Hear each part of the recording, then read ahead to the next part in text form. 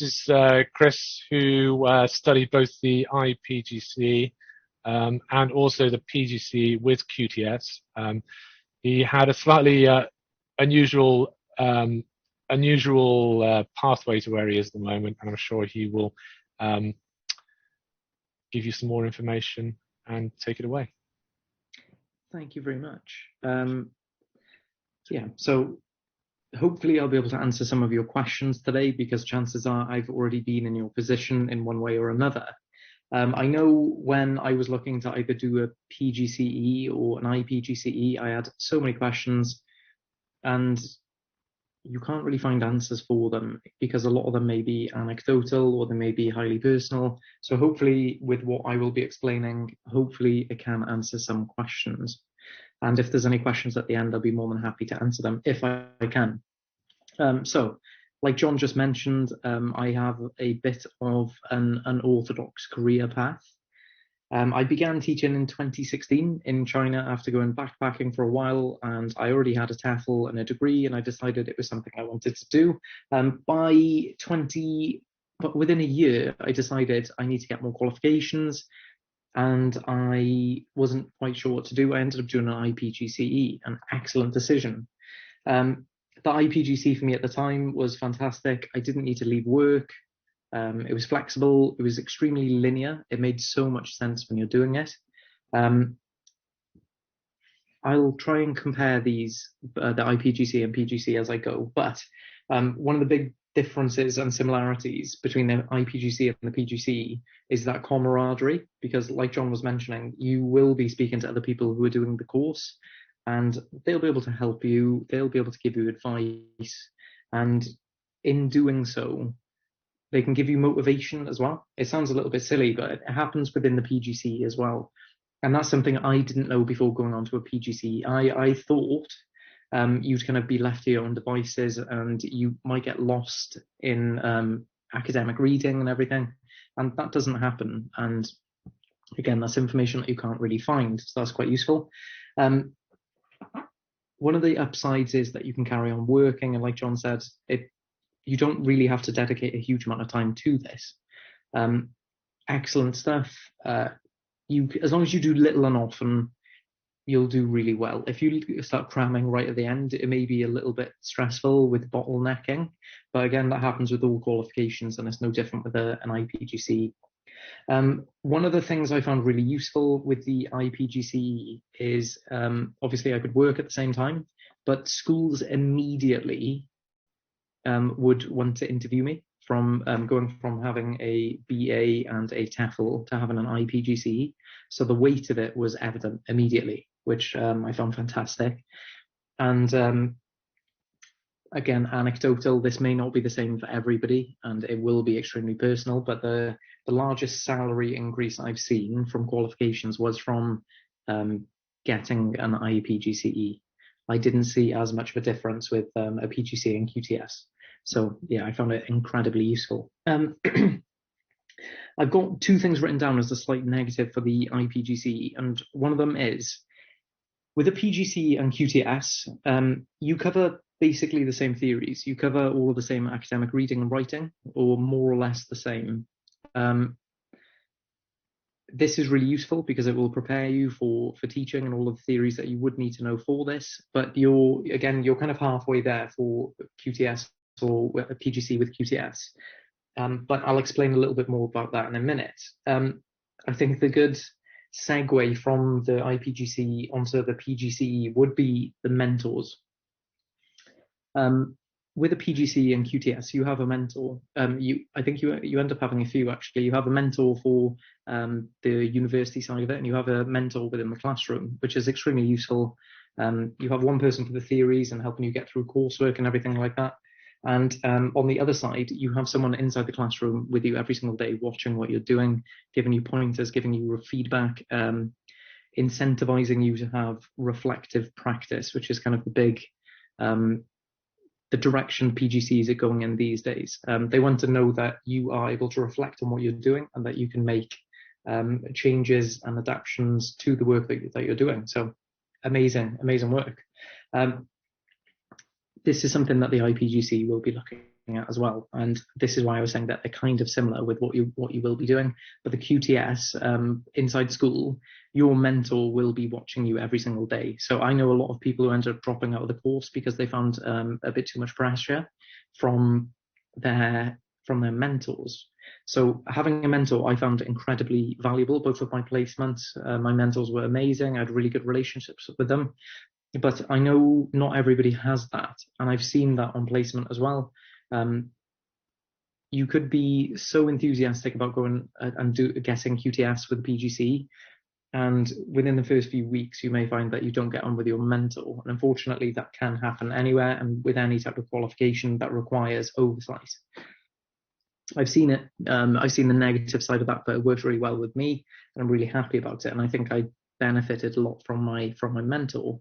But that's something that you wouldn't have with an IPGCE unless you were doing with IQTS. So if it was just the IPGC, I don't think you'd have a mentor, and you definitely wouldn't have a mentor with you every single day inside the classroom pushing you, because they do. Another positive and negative about the mentors, they know you. You see them every single day. You'll spend over 3 hours a day with them in person in front of them, and they will get to know you quite well, and they will constantly be pushing you. So even if you enter onto the course with PGC with QTS, if you enter onto the course with 4 years teaching experience at a relatively high standard, the day you come in, they'll see what standard you are, and then they will keep on pushing you.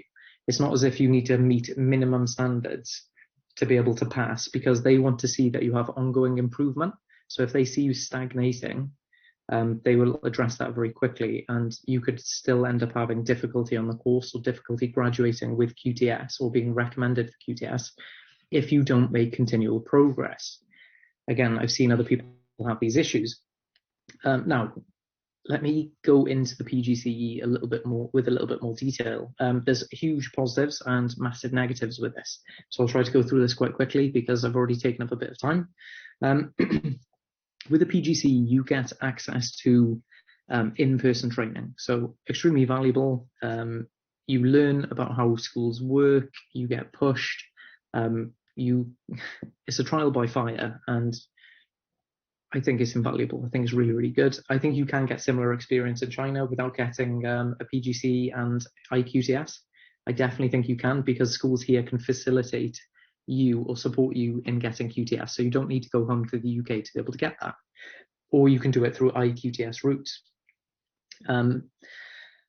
Now, let me carry on explaining about the PGC. I've written down that you get a faster learning curve. Like I was saying earlier, your mentor will be chasing you every single day. They will, if they say that you need to improve on your planning, the next day they will be looking at your planning. So the improvements and feedback will be immediate, which if you put in the effort, it's empowering. If you think you can get away without trying as hard, it can be a little bit intimidating, I'm sure. But obviously you are learning from these people, and they have a huge amount of experience, and the more you can take from them, the better that is. The negative sides of that, obviously, I've said some of the complications of having a mentor. Some of the relationships can't be excellent, and it can cause difficulty for you. I was very fortunate, like I said, but I know a lot of people aren't. But if my personal situation at the time when I did my IPGCE is I wanted to stay in China, I was teaching, I enjoyed working full-time, and I wanted an extra qualification to do in my spare time. Eventually, I realized I wanted to go from teaching younger students to teaching secondary age students. And because that's such a big jump, that's not exactly kindergarten to primary or primary to middle school, I couldn't justify that by asking for an internal transfer. So the only way for me to be able to access that huge leap was by going back to the UK and getting QTS and a PGCE, in my case, secondary geography. So that allowed me to be able to come back and get a job in humanities and geography, thankfully.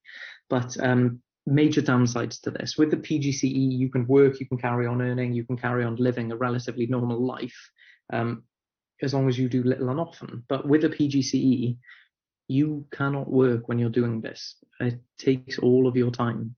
Like I was saying earlier with the mentors, if they tell you to improve in something, they want to see improvement within 1 or 2 working days. They need to see it immediately, and you need to be able to put the effort in.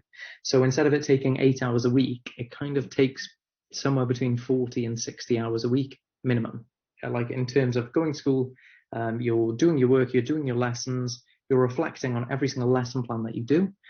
You then have to go back to more lesson plans, additional materials for students for varying levels, and then you then need to be able to write assignments. So PGCE and QTS, you need to see it as 2 separate qualifications that you have going on at the same time. And it kind of feels as if you're working full-time as well, because you have to go to school 8 o'clock in the morning, and then you get to leave 4:30, which takes up the majority of your time and a lot of your energy. So it kind of feels like you're doing 3 separate things at once, along with collecting evidence, which is constant and ongoing, and it needs to be documented and recorded. It's very, very complicated. Now, the biggest difference I would say is price. So this will be the big point I'd like to make. The PGCE and an IPGCE, I suppose the major difference is price. Both of them are extremely valuable for you, unbelievably valuable. But a PGCE with QTS, to buy into that, you need to have a sabbatical, effectively, while paying for a course. My course was £9,200. I had to go home and buy a car because I live out in the sticks in Wales. And once you kind of tally up the price of the course, the price of not working for a year, the price of living, and the price of everything else, it could very easily rack up to between £40,000 and £60,000. Unbelievably expensive. While a PGCEI, it'd be a tiny, tiny fraction of that. So for me, the only way I could justify moving from early years up to secondary was by taking such a drastic decision, or making such a drastic decision, which I'm very happy I did. But if the IQTS or the IPGC and IQTS was available back in 2017 when I did that, I would have done that. I wouldn't have hesitated. And I think that would have saved me a massive amount of time and money. But thankfully, I have done both, and I don't regret doing either. I believe, in general, I did it completely the wrong way around. I should have done the PGC with QTS first, but I was unsure, so I ended up doing both. And just before I leave all of you, I'd like to say I really enjoy the University of Derby so much that I have signed up for a master's that is starting in September. And thankfully, I was able to carry over 60 credits from my most recent PGCE over onto the master's course. So that managed to contribute 60 credits over. So then I only need to complete 120 credits of the master's, thankfully. And like John was saying, the university is really flexible. I originally signed up for, I believe, May enrollment, but I ended up changing positions, changing jobs, and I would have liked to start the job before I start the course, and I end up doing both at the same time. So that should be fun, should be a roller coaster. But yeah. And the last thing I'd like to say before leaving you, because I've been speaking a lot, is especially within China, the baseline requirements for teaching qualifications keeps on creeping higher and higher. So even if it isn't a IPGC, an IPGC with IQTS or PGC with QTS, being idle, I don't believe anybody can afford to do that, because if you aren't striving to get more qualifications, more professional development, then eventually you are running the risk of not meeting the minimum standards eventually. That's my personal belief. I have no reason, I have no hard data or anything to back that up, but I believe that the standard for teaching here keeps on getting higher and higher, and I think eventually it would be a massive shame to not meet that and enjoy teaching here. So that's everything from me. I will be reading through your questions, and hopefully I can help answer some at the end. But yeah, thank you very much. Hope you enjoyed. That's really insightful, actually, and I think it's also the last point. I'm sure that Mark will sort of build on that. But certainly, as a teacher, if you aren't improving, you aren't studying, and it's not a lifelong profession, then it kind of is a bit strange. It's kind of strange that you're asking other people, or large groups of students, to be doing the same. So I think you're completely right. I think it is it's a passion. And if you've got a passion for education and teaching, then you're always going to want to be improving yourself. So thank you very much. Cheers, Chris.